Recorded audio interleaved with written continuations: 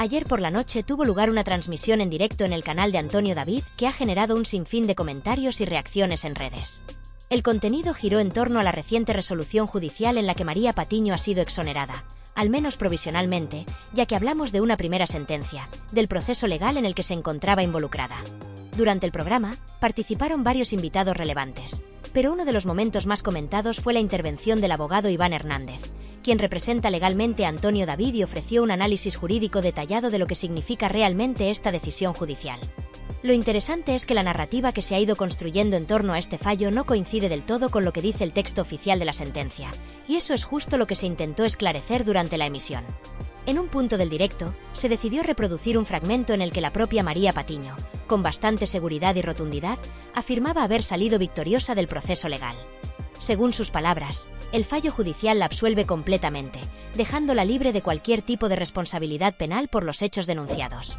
Pero lo llamativo es cómo lo explica.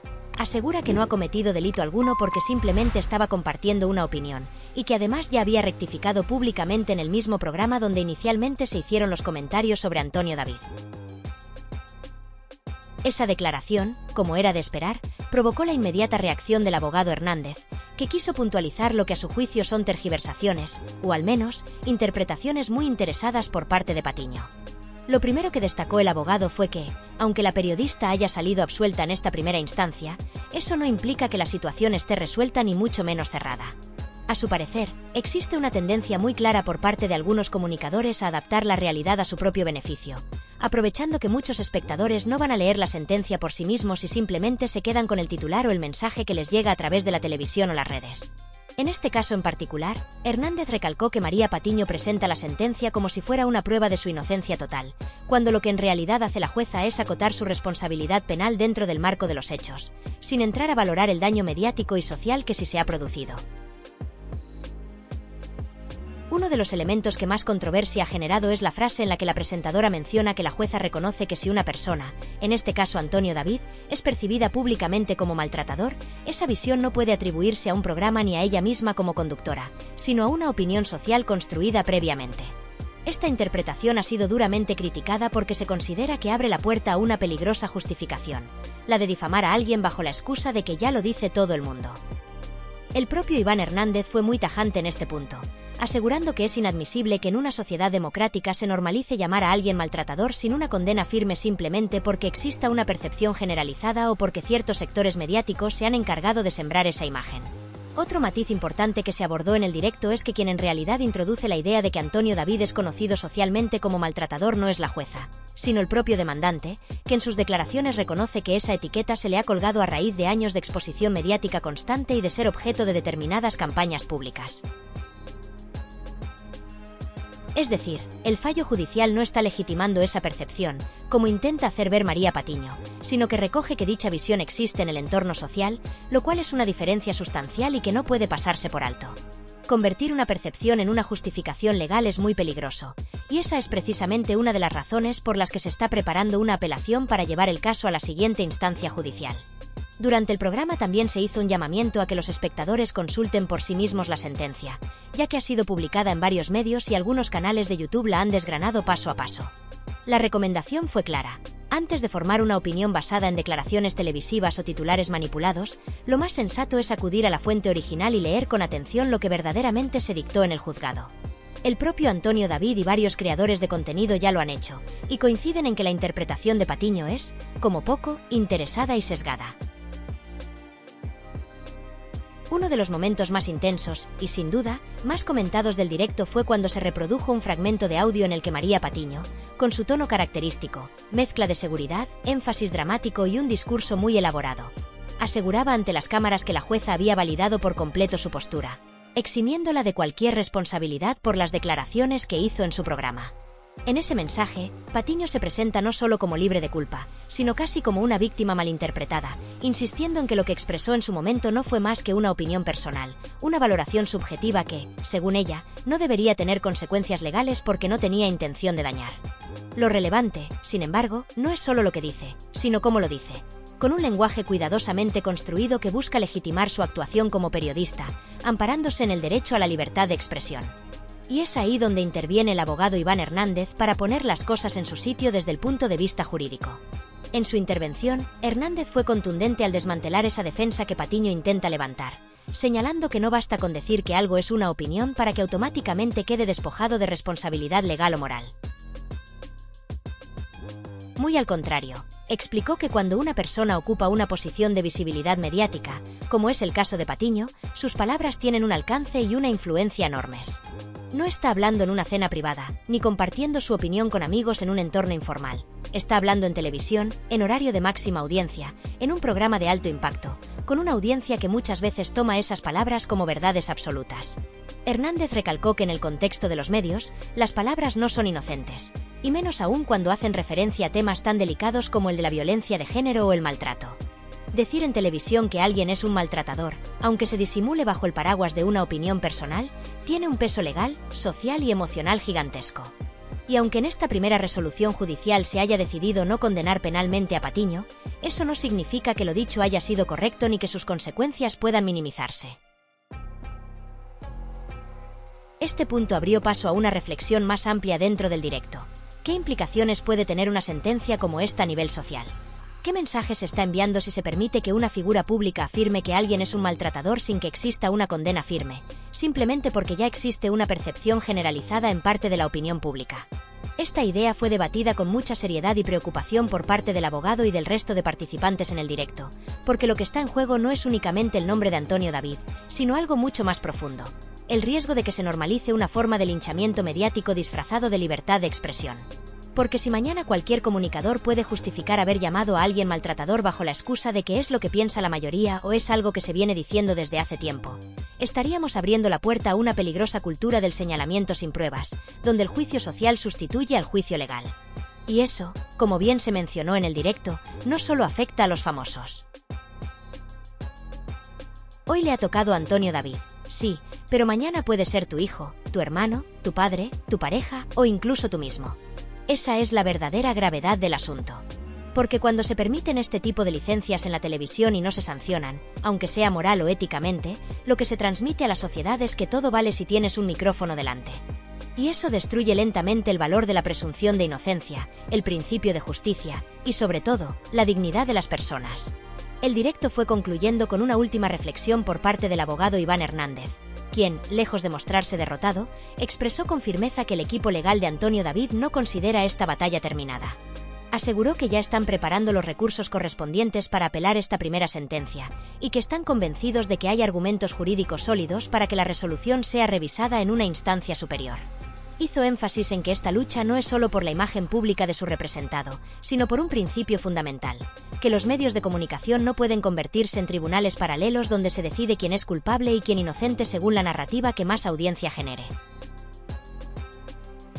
Además, se envió un mensaje a toda la comunidad que sigue este caso desde hace meses con atención, empatía y sentido crítico. Se pidió que, más allá de las pasiones, se mantenga la calma, el respeto y el deseo de conocer la verdad desde un lugar justo. Porque esto no va solo de fans o de bandos, sino de algo mucho más profundo: el modo en que nuestra sociedad decide quién merece ser escuchado, quién tiene derecho a defenderse y quién puede ser arrastrado públicamente sin consecuencias. En definitiva, aunque María Patiño haya intentado presentar esta primera resolución judicial como un cierre triunfante del caso, lo cierto es que la historia aún está lejos de terminar. Y si algo dejó claro el directo, es que hay mucha gente, profesionales del derecho, comunicadores, ciudadanos anónimos, que no están dispuestos a que se normalice el daño público sin responsabilidad. Porque las palabras importan. Y cuando se utilizan desde una plataforma pública, deben venir acompañadas, al menos, de verdad y de respeto por la dignidad de los demás. En los últimos días ha vuelto a reabrirse un debate que resulta tan delicado como necesario: el uso que algunos comunicadores hacen de su visibilidad pública para construir relatos que no siempre se ajustan a la verdad, y lo más alarmante, la aparente impunidad con la que lo hacen. Uno de los momentos más significativos de la conversación tuvo lugar cuando se abordó el comportamiento de María Patiño, quien, según lo relatado, admitió en sede judicial que la información que había difundido previamente era falsa. Esta confesión, que en cualquier otro contexto podría haber derivado en una disculpa sincera y una rectificación clara, se ha convertido, para algunos, en un argumento que intenta blanquear o justificar el daño causado. Lo preocupante es que la propia defensa trató de introducir esta admisión como un gesto de arrepentimiento con valor atenuante, pero la jueza que instruye el caso ni siquiera la aceptó a trámite, dejando entrever que una mentira reconocida no deja de ser una mentira, y que decir me equivoqué no puede ser un salvavidas cuando el daño ya está hecho y es irreversible. María Patiño, en su habitual tono enérgico, intentó defender su posición argumentando que lo más noble en el periodismo es reconocer los errores y pedir perdón. Mirando a cámara, afirmó que la libertad de expresión y la capacidad de rectificación deben estar por encima de todo, e incluso dio a entender que su gesto de admitir el error la elevaba éticamente como profesional. Sin embargo, lo que muchos se preguntan es si eso realmente basta. ¿Es suficiente con disculparse después de haber pronunciado públicamente acusaciones que han afectado de forma directa la vida, la reputación y la salud mental de una persona? ¿Y qué pasa con los miles de espectadores que escucharon la mentira pero nunca llegarán a ver la rectificación? El abogado Iván Hernández, firme en su intervención, expresó con claridad que este tipo de situaciones no pueden seguir normalizándose. Porque cuando una persona, sea periodista o no, utiliza un espacio con un alcance masivo para verter afirmaciones sin respaldo, está generando una realidad paralela que afecta a la percepción colectiva y que, a menudo, tiene consecuencias duraderas y devastadoras. Lo que se dice en televisión, lo que se publica en redes o en medios digitales, no se lo lleva el viento. Queda ahí, instalado en la mente del espectador, moldeando opiniones, provocando reacciones, creando prejuicios. Y cuando esa información resulta ser falsa, el daño ya está hecho. Pedir perdón, por mucho que se haga con la mano en el pecho, no revierte lo sucedido. Uno de los puntos más preocupantes es la idea, cada vez más extendida, de que es válido difundir cualquier cosa bajo el escudo de la libertad de expresión y que basta con una corrección posterior para evitar consecuencias. Esta lógica abre una puerta extremadamente peligrosa, ya que legitima una forma de comunicar irresponsable, impulsiva y dañina. Es decir, se corre el riesgo de que el discurso mediático se convierta en un campo libre para la difamación, mientras se promueve la ilusión de que rectificar después limpia toda culpa. Pero la realidad es muy distinta. Quienes escuchan una calumnia no siempre tienen acceso a la verdad posterior, y muchas veces, esa verdad ya no interesa, ya no genera el mismo impacto, ni despierta la misma curiosidad que la mentira inicial. En este caso, se trata de acusaciones especialmente sensibles. No estamos hablando de un error menor, de una cifra equivocada o de un desliz anecdótico. Estamos hablando de declaraciones que afectan directamente al honor de una persona, a su vida familiar, a sus relaciones personales y a su futuro profesional. Y lo más alarmante es que, si estas actitudes se validan o se ignoran, se corre el riesgo de que cualquier persona, inocente o no, pueda verse mañana en el punto de mira mediático por el simple hecho de ser blanco de una narrativa ajena, construida con intereses particulares o con el objetivo de generar audiencia. Durante la conversación también se mencionó cómo, en su momento, se difundió información errónea sobre el proceso judicial de Antonio David, afirmando que la acusación había sido agravada en cuanto a penas y trasladada a la audiencia. Esta información, como se comprobó después, era inexacta. Y sin embargo, en el momento en que fue emitida, tuvo un efecto inmediato en la percepción pública. Ese es el verdadero problema. Las palabras dichas sin rigor, sin contrastar, tienen consecuencias. Y el hecho de que luego se matice o se retire lo dicho no garantiza que la reputación de la persona perjudicada se recupere. Iván Hernández fue especialmente categórico al abordar la situación generada en torno a la sentencia que, de momento, parece dejar sin consecuencias reales las prácticas informativas de ciertos personajes del entorno mediático español. Su intervención, más que una simple declaración legal o comunicativa, fue un llamamiento al sentido común, a la ética profesional y, sobre todo, a la responsabilidad que debería regir cualquier labor que tenga como función informar a la ciudadanía. Hernández dejó claro que este tipo de actuaciones, que rozan el espectáculo más que el periodismo, no pueden seguir perpetuándose bajo el amparo de una justicia lenta, ambigua o permisiva. Y por eso, sin titubeos, anunció que van a agotar todas las vías legales, recurriendo la sentencia en todos los niveles necesarios hasta que se logre una revisión seria, imparcial y, sobre todo, justa de lo ocurrido. No se trata de una simple estrategia judicial para alargar un proceso o mantener viva una causa mediática. No. Lo que está en juego aquí va mucho más allá del resultado de un juicio individual o de la reputación concreta de una persona. Lo que está en juego es el concepto mismo de justicia, el valor de la verdad y el papel que debe ocupar la ética dentro del oficio periodístico. Porque si hoy se permite que alguien emita en un medio de comunicación una afirmación sin respaldo, una acusación sin pruebas o una opinión disfrazada de hecho, y luego quede libre de toda responsabilidad con una simple rectificación tardía o con unas palabras que suenen a arrepentimiento, sin ninguna consecuencia real. Entonces lo que estamos consagrando es una vía libre para el linchamiento público. Una licencia para destruir la imagen de cualquiera desde una tribuna mediática, con la garantía de que, incluso si luego se admite el error, todo quedará en nada. Este precedente, si se mantiene sin reacción firme, puede convertirse en una verdadera amenaza para la convivencia democrática. Porque no se trata de un caso aislado, ni de un fallo puntual. Se trata de una forma de hacer televisión, prensa y contenidos digitales que se ha ido consolidando con el tiempo, en la que el escándalo pesa más que el dato, la emoción más que el análisis y la audiencia más que la verdad. Es un modelo basado en la inmediatez, en la falta de contraste y, sobre todo, en la deshumanización del otro. Ese al que se convierte en personaje, en villano o en víctima sin tener siquiera la posibilidad de explicar su versión. Y sin embargo, por paradójico que parezca, esa maquinaria mediática empieza a mostrar señales de desgaste.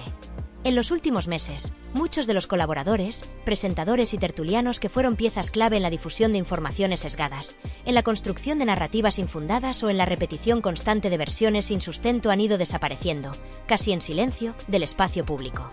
Algunos han perdido protagonismo, otros han sido relevados de sus cargos o se han visto envueltos en polémicas que han terminado por deteriorar su imagen.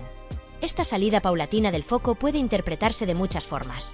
Como una purga por parte de los propios medios que quieren rediseñar su línea editorial, como un intento de desmarcarse de una etapa tóxica, o simplemente, como un síntoma de desgaste provocado por la desconfianza de la audiencia. Sea cual sea la causa, lo cierto es que este alejamiento de ciertos rostros mediáticos marca un antes y un después. Porque durante mucho tiempo, esas voces fueron las que moldearon la percepción de miles de personas. Ellos fueron quienes impusieron verdades unilaterales, quienes contribuyeron a que muchos ciudadanos formaran opiniones sobre hechos que en realidad desconocían. Y aunque ahora intenten borrar ese pasado con nuevos discursos, nuevas plataformas o una supuesta autocrítica, lo que hicieron dejó una huella, no solo en quienes fueron directamente afectados, sino en toda una sociedad que fue alimentada, día tras día, con relatos construidos desde la emoción más que desde el rigor. Y aquí es donde surge la reflexión más profunda, la más inquietante, la más dolorosa. Esto no le pasó a un personaje de ficción. No fue un guión. No fue una serie de Netflix. Le ocurrió a una persona real, con una familia real, con una vida que fue puesta patas arriba durante años por una exposición constante, muchas veces cruel, en la que su versión fue silenciada o ridiculizada. Y lo que Iván Hernández, junto a tantos otros, quiere dejar claro es que eso que hoy le ha pasado a él, le puede pasar mañana a cualquier otro ciudadano. Porque todos estamos a una sola frase de distancia de convertirnos en el objetivo de un titular injusto, de una campaña difamatoria o de un linchamiento mediático impulsado por intereses ocultos o por el simple deseo de ganar audiencia.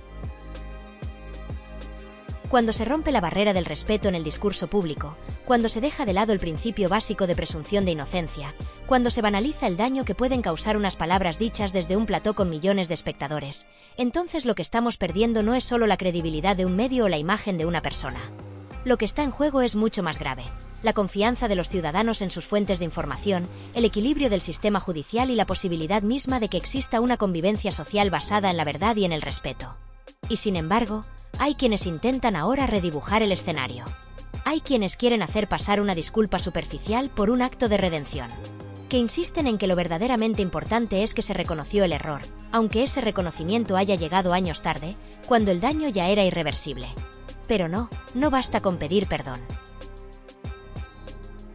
Porque pedir perdón no borra lo que se dijo, no reconstruye lo que se rompió, no restaura el honor perdido ni repara el sufrimiento de una familia entera. Pedir perdón es lo mínimo. Lo verdaderamente justo sería asumir las consecuencias de ese error, responder ante la ley, pedir perdón en el mismo espacio en el que se mintió, y sobre todo, dejar de repetir esa conducta con otros. Este caso, por lo tanto, no debe ser archivado ni olvidado. No debe ser relativizado ni enterrado bajo la excusa del paso del tiempo o de la saturación mediática. Al contrario, debe convertirse en un caso de estudio, en una lección pública, en un punto de inflexión que nos obligue a preguntarnos qué tipo de periodismo queremos. Uno basado en la investigación, en la ética, en el respeto por la verdad, o uno en el que todo vale, mientras genere clics. Porque, en última instancia, lo más peligroso no es que alguien haya mentido. Lo más peligroso es que nos acostumbremos a que mentir no tenga consecuencias. Y si como sociedad no levantamos la voz ante eso, si no exigimos responsabilidad en todos los niveles, judiciales, mediáticos y sociales. Entonces habremos renunciado, sin darnos cuenta, a una parte esencial de lo que significa vivir en democracia: el derecho inalienable a que se diga la verdad.